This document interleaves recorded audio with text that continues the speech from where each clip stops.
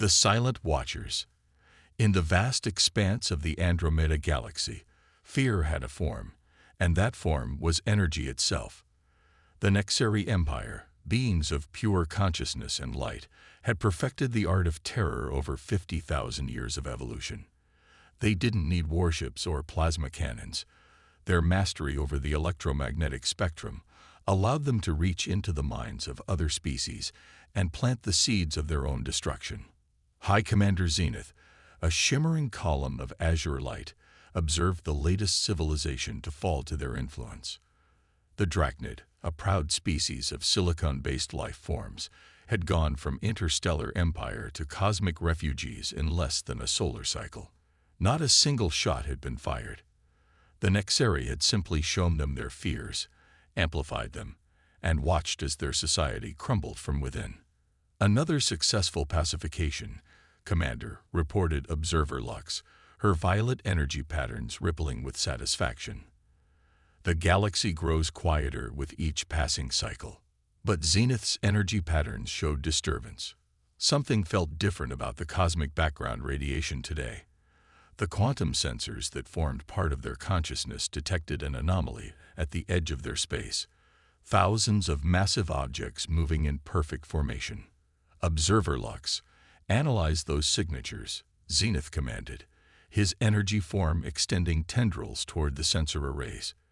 The data that flowed back caused his consciousness to flutter with disbelief. The objects were ships, ancient vessels of metal and ceramic, their hulls covered in layers of cosmic ice. They moved with purpose, their trajectory clearly calculated, but what truly disturbed Zenith was their origin. These ships came from the darkness between galaxies, a void no known species had ever dared to cross. Impossible, Lux whispered, her energy patterns contracting with concern. The vessels contain organic life forms, millions of them, in some form of suspended animation.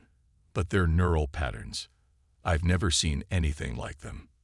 The Nexeri had encountered countless species in their long history. Some fought with weapons, others with technology, but all eventually succumbed to the Empire's psychic assault. These newcomers, however, presented a puzzle. Their sleeping minds were different, organized, structured, but with strange barriers and patterns that resembled artificial constructs more than natural evolution. Attempt contact, Zenith ordered, sending a fraction of his consciousness toward the nearest vessel. The familiar process of reaching into an organic mind began, but something went wrong. Instead of finding fear to manipulate, Zenith encountered layers of consciousness, some biological, others clearly synthetic. The sleeping minds were dreaming, but their dreams were not random. They were running simulations, solving problems, evolving. The humans, as they called themselves, had not merely slept during their journey between galaxies. They had transformed it into an opportunity. Their natural consciousness had been augmented, their minds linked to quantum computers that used their dreams as processing power. For 10,000 years, they had been preparing, evolving, creating. Zenith withdrew his consciousness, his energy form flickering with the first emotion he had felt in centuries. Uncertainty. We must convene the Imperial mind, he declared. These humans, they do not dream of fears. They dream of possibilities. As the Nexeri gathered their collective consciousness to address this unprecedented situation, the first of the human ships began its awakening sequence. Their arrival would challenge not just the Empire's dominion, but its fundamental understanding of consciousness itself. For the first time in 50,000 years, the masters of fear would learn what it meant to be afraid. The galaxy held its breath, waiting to see what would emerge from these ancient vessels. The humans were about to wake up, and with them would come something the Nexeri had never encountered before. Hope. Awakening. Dr. Sarah Chen's consciousness emerged from the quantum dreamscape like a diver surfacing from the ocean's depths. Her mind, enhanced by 10,000 years of neural evolution, processed the awakening protocols with machine-like efficiency while retaining her distinctly human sense of wonder. She was among the first to wake, chosen specifically for her expertise in consciousness integration. The cryopod's crystal display showed her vital signs, both biological and synthetic. Her neural pathways had grown during the long journey, shaped by the quantum computer that had used her dreams as its architecture. She wasn't just Dr. Chen anymore. She was something that humanity had deliberately evolved into. Status report. She spoke to the ship's AI, her augmented vocal cords adapting quickly to physical speech after millennia of purely mental communication. "Welcome back, Dr. Chen," the AI responded, its voice carrying undertones of genuine emotion. "Another gift from the dream evolution process. We've detected numerous attempts at consciousness infiltration during the final approach.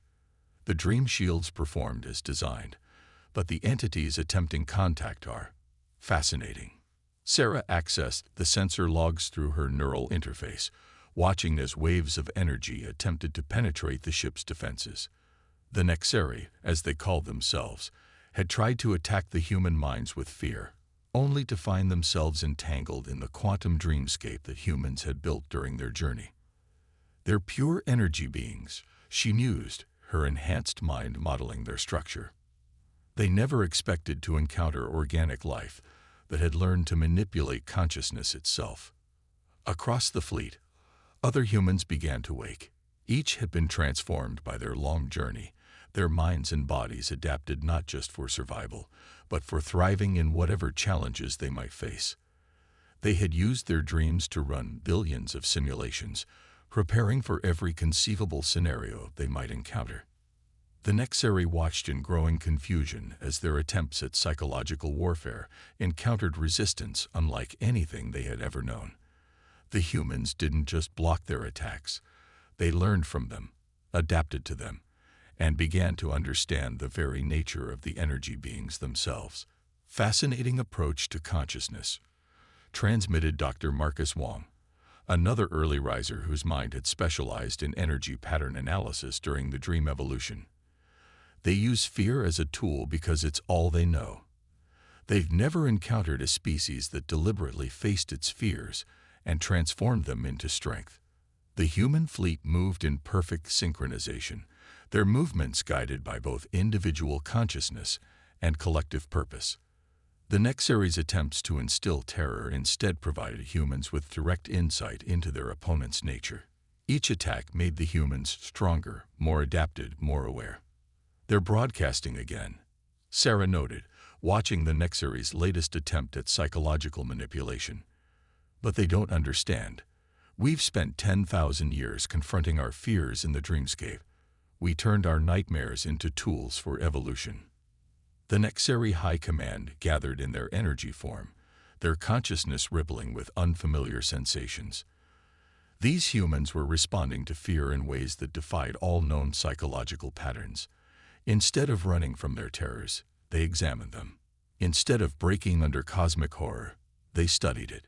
"We're receiving a transmission from their collective consciousness," Observer Lux reported to Commander Zenith, her energy patterns showing clear distress. "They're thanking us for the data." The message that followed shook the Nexeri Empire to its foundations. "Your attempts to understand our consciousness have helped us understand yours. We see you clearly now. You aren't monsters. You're trapped in a prison of your own fear. Would you like to learn how we broke free?" The awakening of humanity was not the violent emergence that the Nexeri had expected. It was instead an invitation, an offer to share the wisdom gained from 10,000 years of conscious evolution. The humans had not merely survived their long journey. They had used it to transform themselves into beings capable of understanding and transcending fear itself. As more cryopods opened across the fleet, the galaxy witnessed something unprecedented, a species that had turned the ultimate journey into the ultimate opportunity for growth. The Nexeri were about to learn that true power lay not in the ability to instill fear, but in the courage to face it, understand it, and ultimately transform it into something greater. The art of innovation. When the Nexeri finally resorted to direct confrontation, they discovered that humanity's mastery of consciousness was only the beginning. The ancient colony ships, which had appeared primitive to their initial scans, revealed themselves to be something far more sophisticated. vessels that had evolved alongside their sleeping crew. Chief Engineer Maya Patel stood in the quantum forge of the colony ship Prometheus, her augmented vision watching streams of data flow through the ship's systems. During their long journey, the vessels had been continuously rebuilding themselves at the atomic level, guided by the collective dreams of their passengers. "They're attempting to disrupt our power systems," Maya observed, watching the Nexari energy forms probe their defenses. "They still think we're running on conventional physics." She smiled, her neural implants gleaming with activity. "Should we show them what 10,000 years of quantum engineering looks like?" The Nexari attack came as waves of concentrated energy, designed to overload and destroy any normal technology. But the human ships weren't normal. Their hulls, rebuilt countless times during the journey, were now composed of programmable matter that could adapt to any attack in real time. "Fascinating approach," Dr. Chen commented from her station, her consciousness linked directly to the ship's systems. "They're trying to use fundamental forces against us, but they haven't realized that we've learned to speak the language of reality itself." The Prometheus's hull began to shift, its surface rippling like liquid metal. The Nexari energy attacks didn't damage the ship. They were absorbed, analyzed, and repurposed. Each blast of hostile energy was captured by the quantum matrices the humans had developed in their dreams, transformed into useful power through principles that bordered on the miraculous. Commander Zenith watched in disbelief as his forces' attacks strengthened, rather than weakened the human fleet. "Impossible," he pulsed to his officers. "Their technology.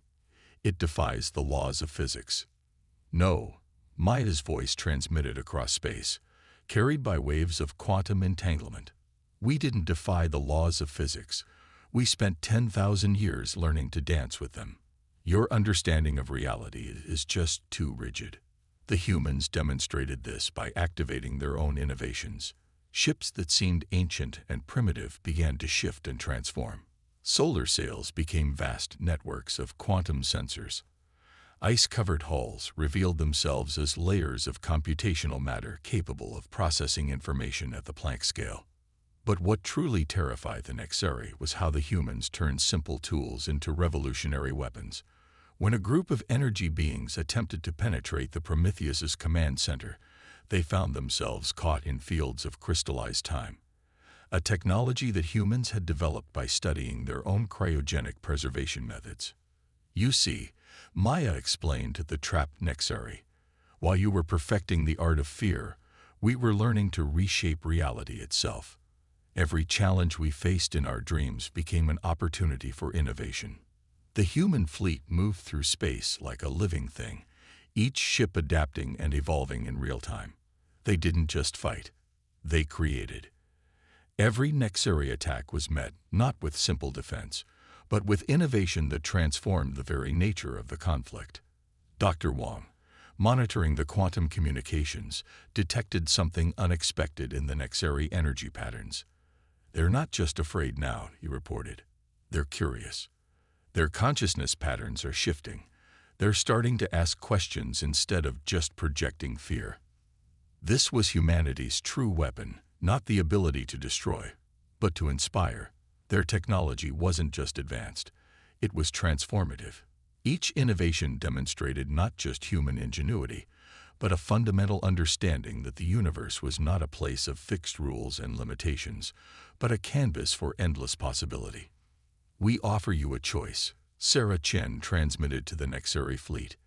"Continue this conflict and watch as we adapt to every attack, or join us in exploration.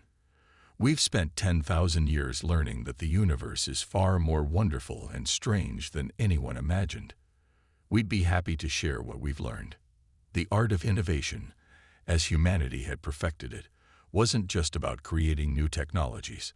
It was about imagining new ways of existing, new forms of interaction between consciousness and reality. The Nexari, who had thought themselves masters of energy and fear, were beginning to realize they were witnessing something unprecedented, a species that had turned the very act of discovery into an art form. Breaking the chains. The Drachnid homeworld hung in space like a crystalline jewel, its silicon-based civilization reduced to hiding in underground caverns, paralyzed by the psychic imprisonment of the Nexari. They had been among the proudest species in the galaxy until the energy beings broke their will through carefully crafted terrors. But today, something different echoed through their crystalline communication networks, a new kind of signal that carried neither fear nor dominance, but possibility. Dr. Amara Jackson, humanity's leading synapsepsychologist, stood before the Drachnid Council, her neural interfaces allowing her to communicate through vibrations in the crystal chambers. The Drachnid, their crystalline forms dulled by years of terror, watched with a mixture of fear and fascination. "Your fears were weaponized against you," Amara explained, her consciousness reaching out to share the mental techniques humans had perfected. "But fear is just information. We learn to transform it into understanding. Let us show you how." The human fleet had spread throughout the galaxy, not as conquerors, but as liberators. Each ship carried specialists like Amara, their minds enhanced by millennia of evolution, ready to share the techniques that had transformed humanity during their long sleep. On a gas giant's moon, Maya Patel worked with the collective consciousness of the Voth, a species of energy beings who had submitted to Nexari rule centuries ago. "Your natural state isn't submission," she explained, using quantum interfaces to demonstrate how consciousness could be restructured. "You're not just energy, your potential made manifest." The revolution wasn't fought with weapons, but with ideas. Humans shared their dream evolution technology, teaching other species how to use their sleeping states to enhance their capabilities. The quantum engineering that had transformed the human ships was adapted to help other civilizations rebuild their worlds. Sarah Chen, working with a cluster of Nexari deserters, made a breakthrough that would change the galaxy forever. "Your ability to project fear," she explained to the energy beings, "it's the shadow of a greater gift, the ability to connect consciousness across space itself. You never needed to dominate. You could have been teaching all along." The Nexari Empire watched in mounting confusion as their former subjects didn't just break free. They transformed. The Drachnid learned to use their crystalline nature to process quantum information, becoming living computers that could match the Nexari psychic abilities. The Voth discovered they could transform their energy forms into new states of matter, transcending the limitations that had kept them bound. But it was the children of these species that truly showed the power of humanity's influence.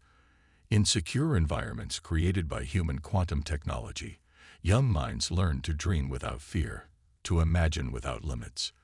They grew up seeing the universe not as a hierarchy of terror, but as an infinite field of possibilities. Commander Zenith, observing these changes from the fringes of his diminishing empire, felt something he had never experienced before: doubt in the fundamental nature of power itself. The humans weren't just freeing these species, they were showing them how to transcend their own limitations. "Your empire was built on making others feel small," Amara transmitted to the remaining Nexari strongholds. "We're offering something different, the chance to grow beyond what you thought possible. Even you can evolve past the need to dominate." The message spread from world to world, consciousness to consciousness. Humanity's gift wasn't freedom from fear. It was the understanding that fear itself could be transformed into a tool for growth. Species that had been enemies for millennia began to share their unique perspectives on reality, creating new forms of art, technology, and consciousness. In the crystal caves of the Drachnid homeworld, a young crystal being interfaced with a human quantum computer for the first time. Instead of calculating probabilities of survival or planning defensive strategies, it began to create music, haunting crystalline symphonies that expressed the joy of liberation. "This," Dr. Jackson told her human colleagues, "is how you truly defeat an empire of fear. Not by fighting it, but by showing everyone a better way to exist."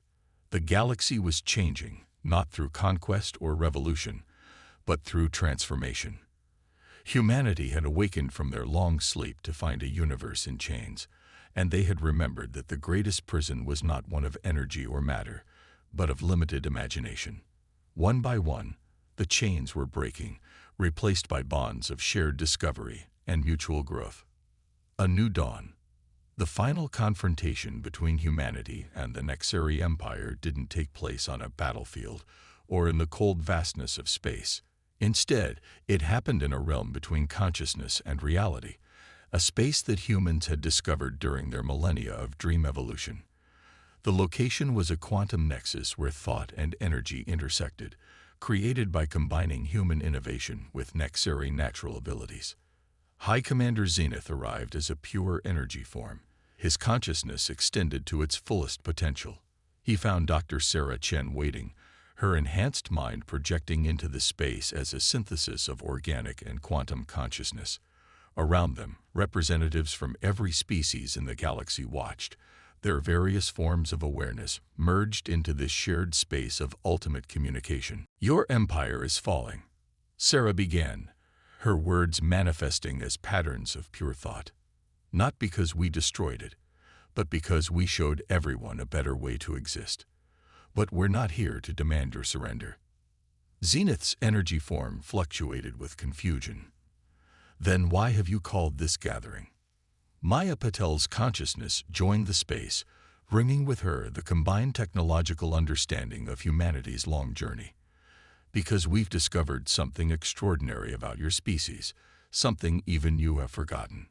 The human scientists had spent months studying the fundamental nature of the Nexeri, combining their dream-enhanced understanding with the knowledge shared by liberated species. What they found had changed everything. Your ability to project fear. Dr. Wang's consciousness resonated through the nexus.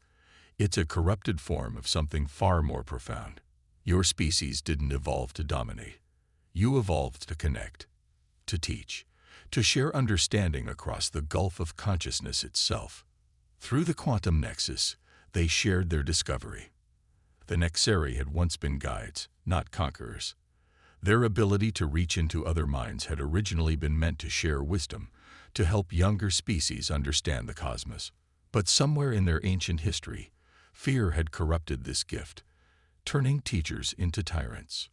"We're not here to destroy you," Sarah continued, her consciousness expanding to share the accumulated wisdom of humanity's journey. "We're here to remind you of who you really are." The quantum nexus filled with images from across the galaxy, the drachnid creating crystalline structures that could house multiple forms of consciousness, the Voth developing new states of matter that bridged organic and energy beings, children of a dozen species learning to share dreams and ideas across the boundaries of space and time. "This is what's possible." Amara Jackson's consciousness resonated through the space. "When we stop trying to control reality and start trying to understand it together." The gathered consciousness of the Nexeri Empire rippled with a sensation they had forgotten how to feel: hope. For the first time in 50,000 years, they allowed themselves to imagine a different way of existing.